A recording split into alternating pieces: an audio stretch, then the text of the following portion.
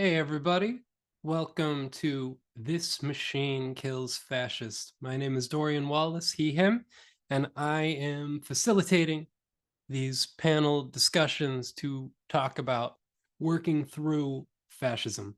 Today there aren't any guests, so I'm just going to be giving a basic breakdown on understanding fascism. This is an article that I wrote for my Substack, which is doriansmode.substack.com. Now here it goes. Understanding fascism, a basic breakdown and frameworks to help navigate authoritarianism.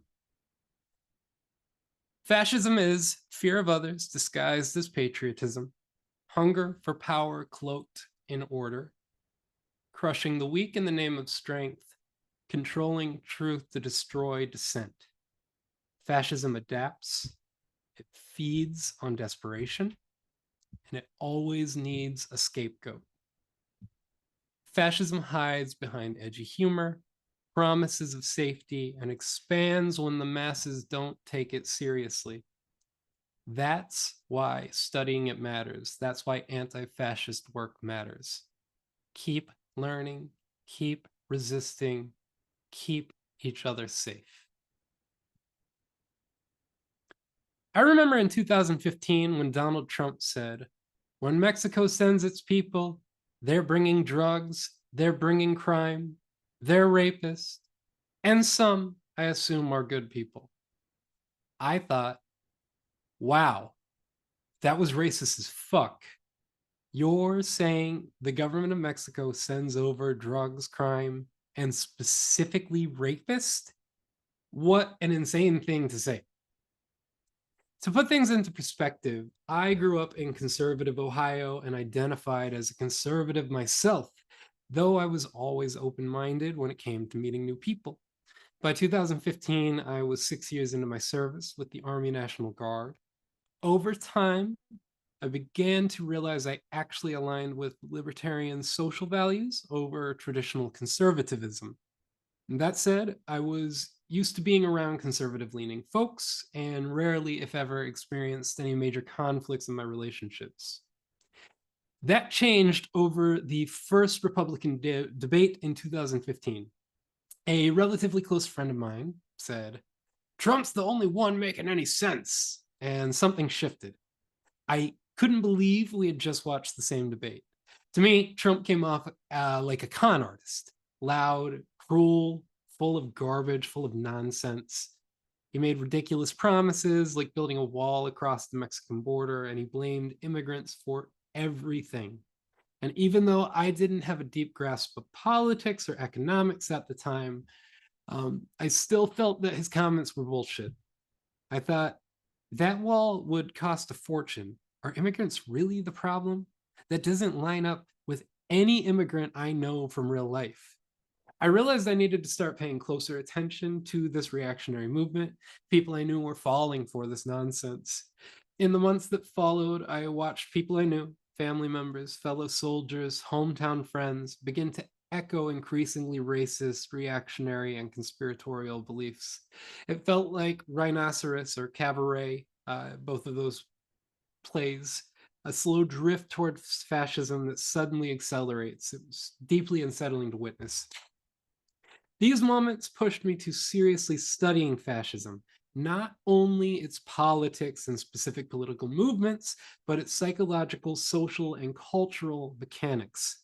I tracked far-right leaders like Richard Spencer and Nick Fuentes, joined anonymous online spaces like alt-right forums and Discord servers, and I tried to understand how this ideology recruits and radicalizes. Nearly a decade later, the crisis has deepened. Trump, Musk, and a terrifying class of tech oligarchs, Andreessen, Zuckerberg, Bezos, are consolidating power and hollowing out democratic institutions. America is experiencing fascism. We are here. This essay outlines helpful frameworks that, from various perspectives, that help us understand fascism, how it spreads, and how to fight it. So the first question is, what is fascism? Fascism is not a collection of ideas, symbols, or dictators. It is a social and political process with identifiable patterns of behavior and power consolidation.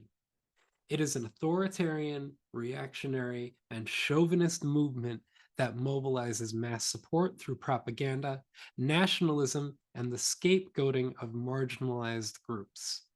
Though it often uses populist rhetoric to present itself as revolutionary, fascism ultimately serves the interests of the powerful. Its core function is to concentrate and preserve power in the hands of a dominant few. Not all authoritarian regimes are fascist, but all fascist regimes are authoritarian, driven by chauvinism, reactionary politics, scapegoating, and a vision of total cultural and political control. Historian and political scientist Robert Paxton describes fascism as a gradual process, beginning with the spread of reactionary rhetoric and scapegoating, gaining vocal support and escalating into open repression and the radical exercise of power. He emphasizes that fascism is not dependent on a fixed doctrine, but on a set of mobilizing forces enacted in stages. Revolutionary theorist and political prisoner George Jackson argued that in the United States, fascism is expressed through state violence used to repress the poor and uphold capitalism. Systems of policing, incarceration, and surveillance are tools of fascist control used to protect capitalist interests by suppressing resistance among the oppressed. From 1619 to 1964, Black Americans were forced into systems of racialized authoritarian control, chattel slavery, ethno-nationalist terrorism, legalized sexual violence, and Jim Crow laws. Many Black radical thinkers accurately identify as fascists. Many Black Americans, particularly those in poverty, continue to face state repression through unaccountable police violence, mass incarceration, and systemic economic exclusion. Fascism is highly adaptable, taking different forms at different times and places, but its purpose is always the same: to enforce hierarchy and crush dissent. At its core is the belief in naturalized inequality, that some are destined to rule while others are meant to obey. This entitled sense of domination, masked as destiny or divine order, is social narcissism weaponized through the contemporary state structure. The 5 stages of fascism, Robert O. Paxton. Historian and scholar Robert Paxton argues that fascism is not a fixed ideology, but a political process that evolves through identifiable stages. In this model, fascism develops through 5 key phases. TLDR, fascism is a process, not a sudden event. It develops step by step, often with the cooperation of those who believe they can control or benefit from it.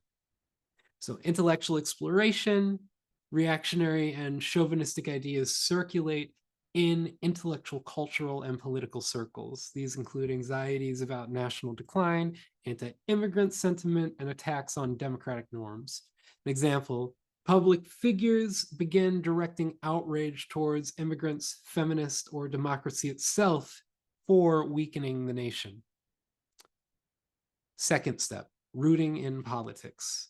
Fascist movements gain traction by mobilizing discontent, often with spectacle, propaganda, and cruelty. They attract a vocal base by presenting themselves as defenders of tradition, security, and order. Examples: paramilitary rallies, street violence, hate speech, and public intimidation. Step 3, legitimation by elites. Fascists gain support or tolerance from established institutions, business leaders, political parties, and media outlets who see them as useful tools. YouTube, for an example, YouTube media figures align with fascist movements to suppress oppressed groups by spreading misinformation. Fourth step, seizure of power. Fascists enter government, often through legal means like elections, appointments, and alliances, and erode democratic systems from within.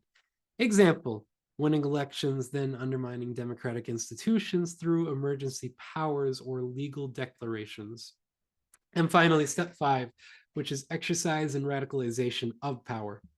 Once in control, fascists escalate repression, attacking civil liberties, targeting marginalized groups, and deploying state violence. Examples: criminalizing protests, mass firings, normalizations of deportations and imprisonments with no due process.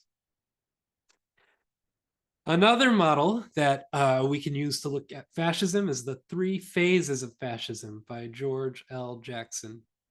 So revolutionary theorist and political prisoner George L. Jackson argues in Blood in My Eye that fascism is an adaptive, evolving process embedded in US capitalism. He identifies 3 distinct phases that demonstrate how fascism adapts to changing conditions, often appearing differently across racial, gender, and class lines. TLDR, political prisoner George L. Jackson outlines how fascism in the US evolves through 3 phases, rising as a pseudo-revolutionary, violently repressing resistance once in power, and eventually securing control through co-optation and propaganda.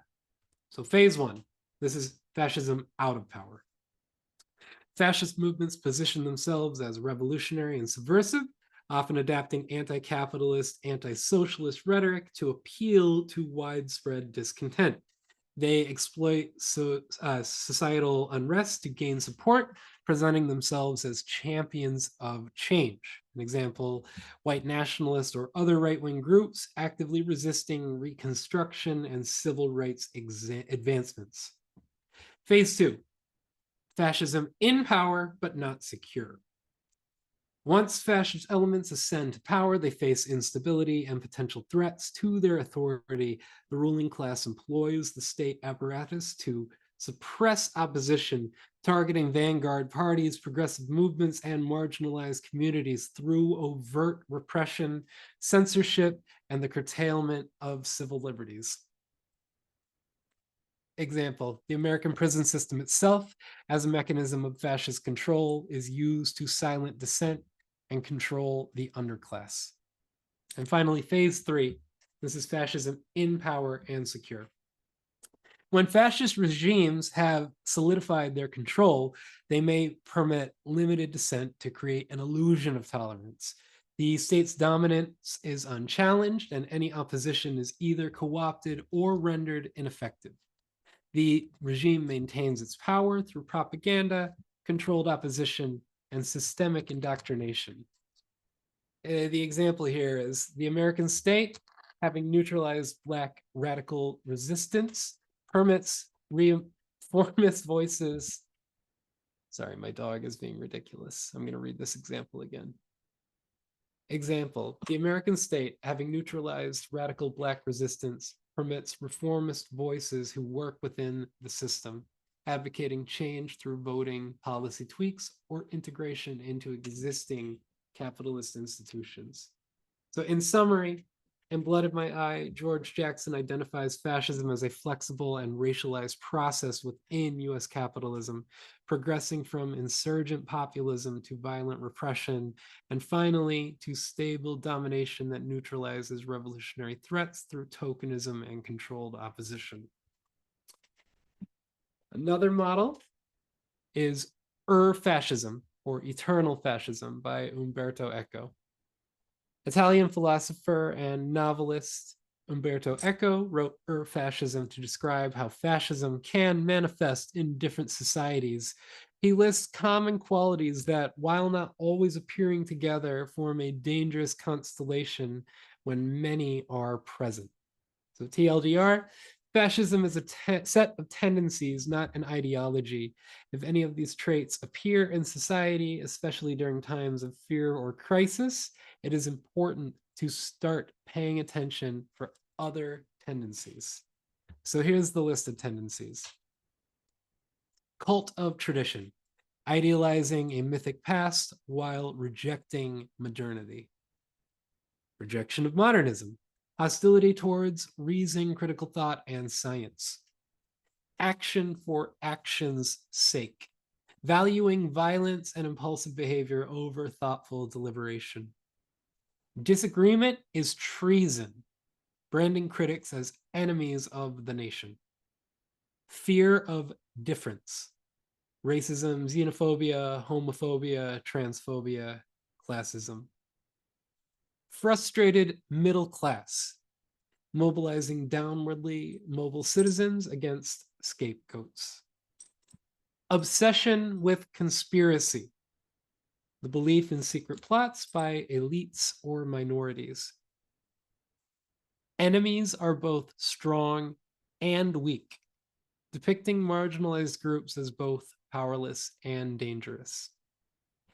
Passivism is weakness, promoting aggression and war as virtues.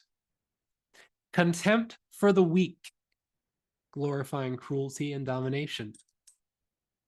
Machismo and gun obsession, celebrating masculine aggression and weapons. Hero worship, devotion to a strong man or mythic savior figure.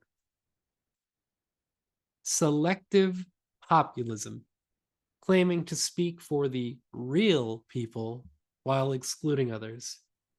And newspeak, reducing complex thought through simplistic emotional language.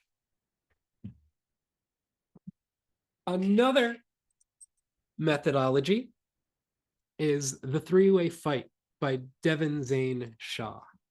Philosopher and anti-fascist theorist Devin Zane Shaw developed the three-way fight model, rejecting the idea that fascism is simply the opposite of liberal democracy. This framework identifies three contending forces: neoliberal capitalism, or the state, which maintains the current exploitative status quo; fascist authoritarianism, or reactionary chauvinism, and this seeks a return to patriarchal, nationalist, or ethnically pure pass-through violence. And then the third social force is revolutionary socialism, or autonomous social movements. And these groups fight for liberation, equality, and solidarity beyond the state or corporate power. Another model is understanding fascist behavior and practices. This is the Anti-Fascist Handbook by Mark Bray. So historian and activist Mark Bray emphasizes that fascism should be understood by its tactics and behaviors, not simply its ideology. His book, Antifa, the Anti-Fascist Handbook, identifies fascist patterns of behavior and trends. TLDR, fascism doesn't need philosophical consistency. It operates through fear, cruelty, and scapegoating to create instability to gain control. So factors are ultranationalism, the promoting of supremacy of one nation, culture, or ethnic group. There's ethno-racial supremacy, which is advocating for a racial or ethnic hierarchy. There is a concept of anti-egalitarianism, which is the rejection of social justice, equality, or pluralism. There is political violence, which is embracing violence as a political strategy.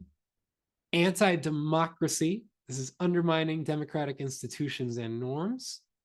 Anti-feminism and anti-leftism, opposition to feminism, leftist movements, and liberation politics in general. And of course, strongman worship, which is the obsession with authoritarian leaders who promise to restore order. The Palingenic ultranationalism model by Roger Griffin. Historian Roger Griffin argues that fascist movements construct the narrative. The nation has lost its greatness due to outsiders, degenerates, or enemies within, and it must be reborn through radical action, purification, or violence. Fascism is seductive because it presents a counterfeit type of hope, a promise of national rebirth that requires exclusion, repression, and authoritarian control.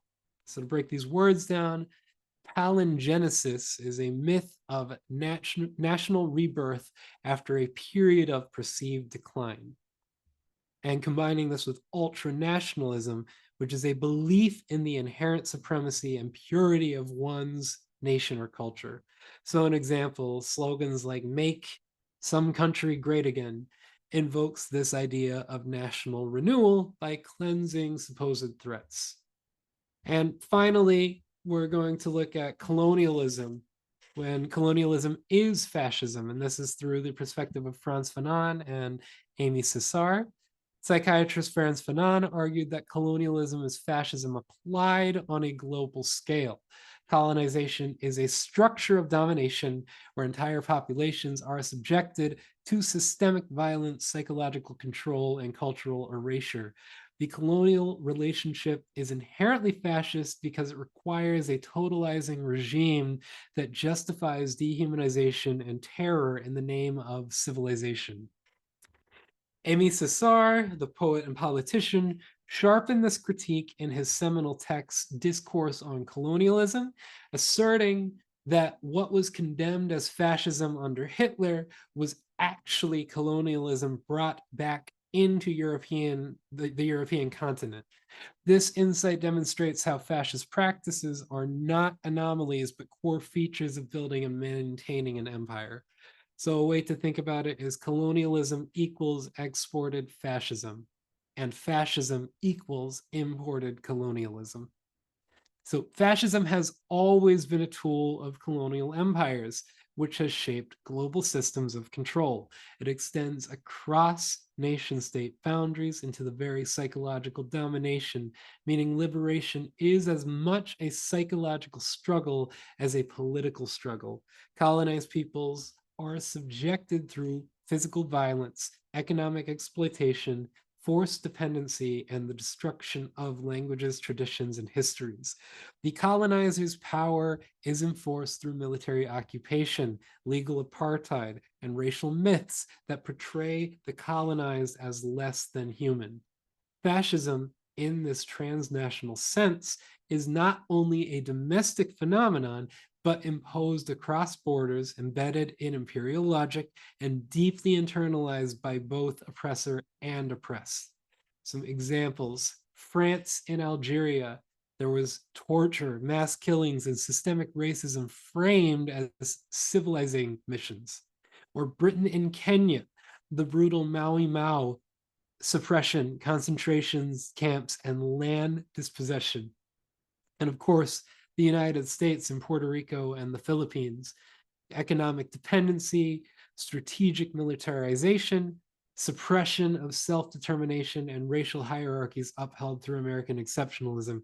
And I also didn't write in here, but forced sterilization was a huge thing that we did, especially in Puerto Rico, all the way up to the 80s. So yeah. Anyways, thank you all for listening. My name is Dorian Wallace. This is This Machine Kills Fascists. We're going to have more activists, more guests, more essays, just to talk about the nonsense that's going on in the planet right now. Peace be with you all. And fuck the system, fuck fascism, fuck the NYPD, fuck ICE, fuck Elon Musk, fuck Donald Trump. Solidarity forever.